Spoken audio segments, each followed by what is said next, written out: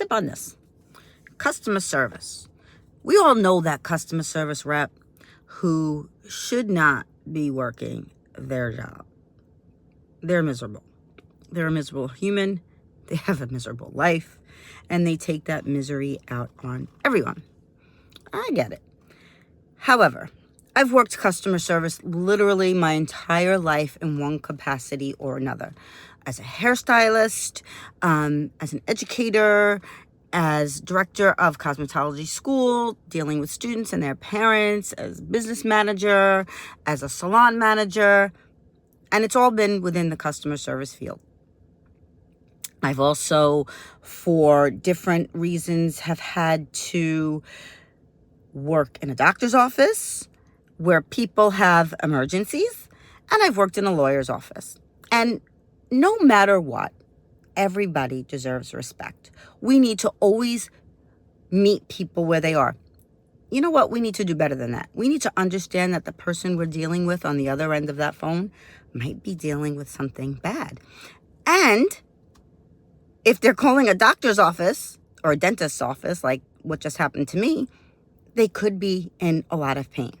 So a couple of days ago, had a terrible abscess in my mouth. My face went numb.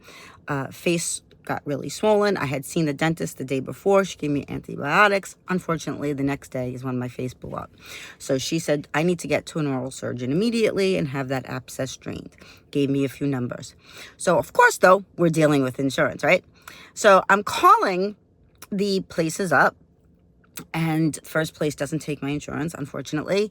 The next place I call, and I tell her, so the situation, and I say I have this insurance.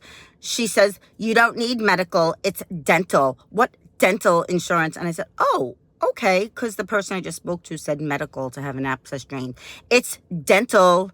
It's dental in nature. You need to have your dental insurance. Okay. So I tell her my insurance, and I'm kind of laughing at this point. I'm like, having a good day, are we? Meanwhile, I can't talk. I'm literally crying in pain. My husband is returning back from heading to work to take me because I have no idea what this procedure is going to be. My face is numb and I'm scared. To be honest, I was really emotional and scared, and I'm trying to keep my cool with this woman. And so I'm like, okay. So I tell her my dental, and she goes, okay, so we don't have anybody until next Tuesday. Now, this was Wednesday. So that's 6 days away. And I'm in excruciating pain, on the verge of going to the hospital. Like, that's how bad it was.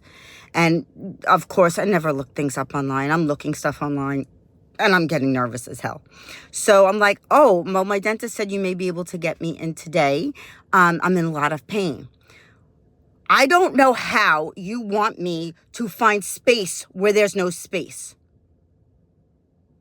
And so I said, okay, see you next Tuesday.